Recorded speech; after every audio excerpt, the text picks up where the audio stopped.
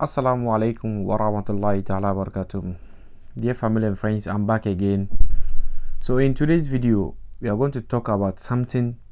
I listened to this video and I don't understand what is happened with this husband accusing his wife for her not being virgin. I never heard this sound before. So without wasting time, you guys always know, subscribe to the channel and turn your notification bell so that anytime I upload the videos like this, you are the first person to have it.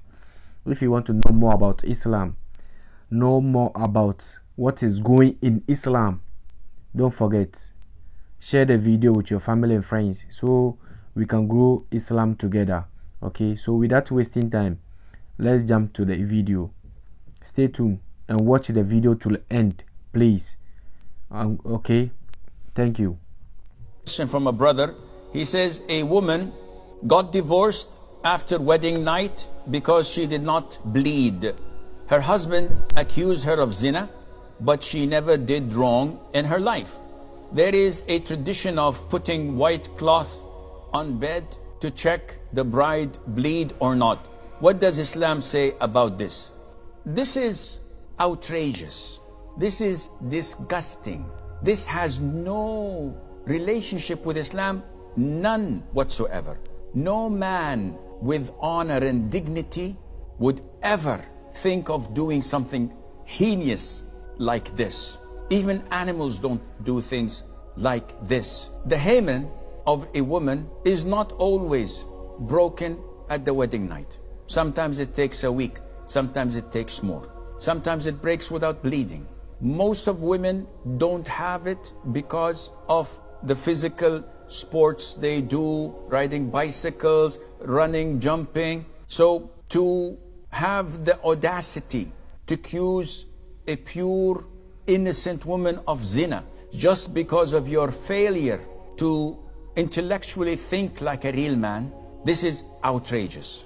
It's very simple. Islam shows us how to deal with such ignorant imbeciles in a beautiful manner. The moment this husband, after the wedding night, accuses his wife of zina for failing to bleed, as if it's something she has control over, this accusation by itself, only 2 male witnesses are required.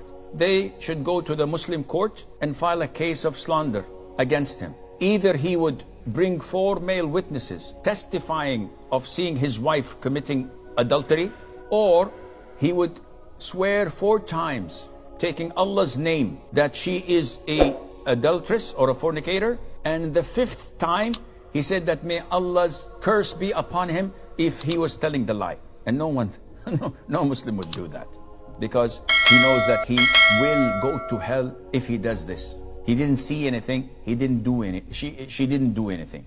So such people who do such customs, they're not related to Islam.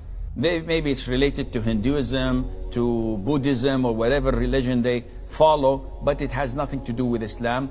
And payback, as they say, is a bad thing. You will have tomorrow daughters, and you will have sisters, and you will be in the same boat. So be careful. Don't marry women of honor and dignity if you cannot honor them. Go and look for some women here or there with bad reputation, because this is what suits you, not women of dignity and honor from reputable family, and Allah Azza wa Jal knows best.